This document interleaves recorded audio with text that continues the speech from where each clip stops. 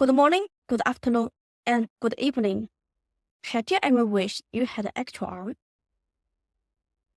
We all know him, the Dr. Octopus with 4 extra mechanical arms. His control system is direct neural linkage. That's a pretty efficient way to handle extra links.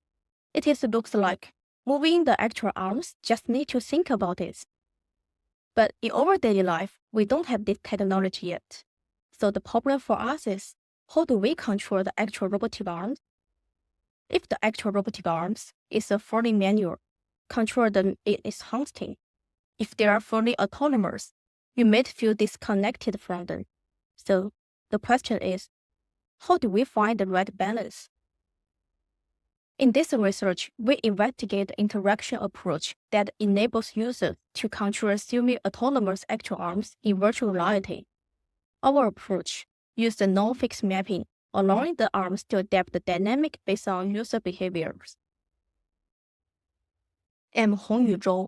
I'm presenting behalf of my co-authors, Tom, Yihao, Andrea, Zhanna, Anusha. And we are from the University of Sydney, Australia, and KAIST, Korea. Together, we explore the control strategies for actual robotic arms in VR. And today, I'm happy to share our findings with you. Now, I mentioned robotic arms, and I'm going to assume that we all know what it is. I'm especially interested in the robotic arm system that encourages interaction. I'm talking about a system like this, mental limbs, letting people control robotic arms with their feet. I'm also talking about systems like that people control supernumerary arms using the upper limb. The paper I Need a Third Arm started on how user interacts with a robotic arm. Collaborative limbs, where 2 people share control over robotic arms. Those strategies all focus on the manual control method. But what if the arms are intelligent? To explore this, we ask 3 fundamental questions. How do users naturally control semi-autonomous robotic arms? How does the level of autonomy affect user performance? How does autonomy influence user sense of embodiment and control? If robotic arms are smart, does it make control easier? Do you like manual control or a collaborative AI assistant? Do these arms actually let you feel your body part? To find out, we set up a user study where participants work with robotic arm to complete 2 different tasks in the virtual reality. We run a wizard of all the study, which means the robotic arm were actually controlled by a human operator. The reason we do this because the real AI control system not here. But this approach lets us simulate different levels of autonomy and test user interaction without technical limitations. In the low autonomy level, the arms can't move on their own. They need very specific instruction. The participant may show a movement or ask them something like, press here. In the high autonomy level, the robotic arm gets more intelligence, even try some limited delegation.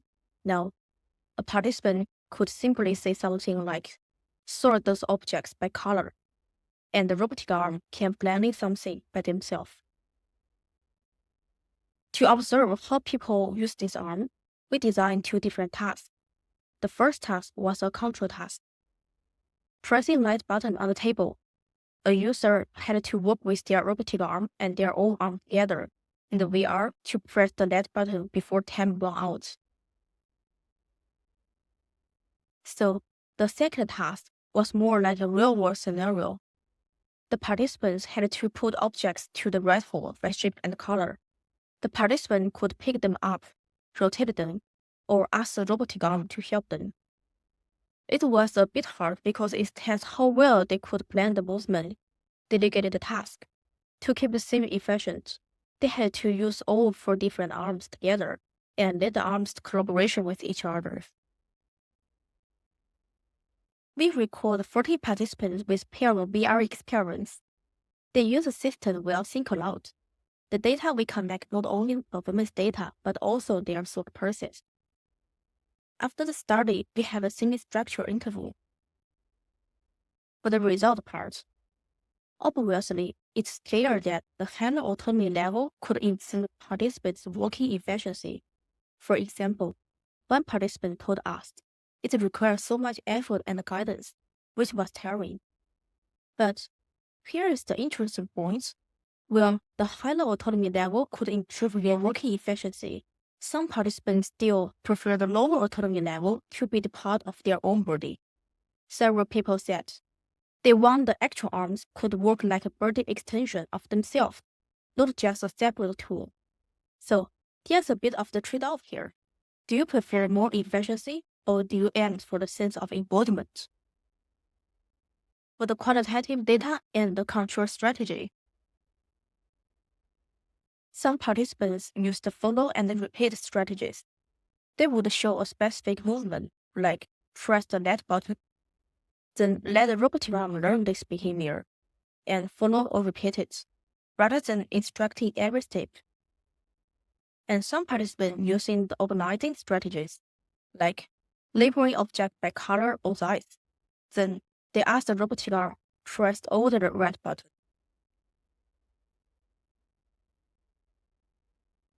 So what we can learn from this? First, having a direct control for the robotic arm let people feel a strong sense of embodiment.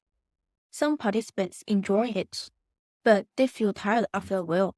So in the future, designer can let the robotic arms handle the simple stuff on their own, where the user can work on the important tasks.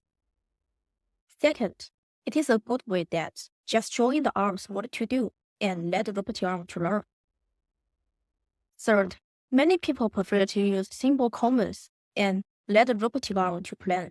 For example, they can say, pick the red ball. When it comes to user experience, some participants like treating these extra arms like their own body part. Like wheels, autonomy should be transparent. If an arm suddenly does something very expressly, the people will feel out of control. With more arms in play, we also look into task performance and attention management. Users can distribute tasks, letting extra arms handle simple or repeated actions. But switching between the tasks can mess up your workflow. For example, giving us just enough autonomy to handle some repeated movement maybe can reduce the mental fatigue. Labeling and grouping strategies could make tasks easier, but planning is required before task begins. In this study, we explore how people interact with semi-autonomous actual arm in VR using the Wizard of Oz approach. We know that the higher autonomy level can speed up the task, but can reduce the people's sense of embodiment. Lower autonomy level could let people feel stronger embodiment, but raises the cognitive load. So, finding the right balance, where the robotic arm are smart enough to help people, and still let people feel like an extension of their body. This is remain the key challenge. We already see how levels of autonomy influence user performance and experience. There is so much more to find in this exciting area. So, I encourage you to read our paper to discover even more interesting findings. Once again, I'm Hongyu Zhou. If you want to chat or ask questions, please feel free to find me at the conference or connect me online. Thank you very much.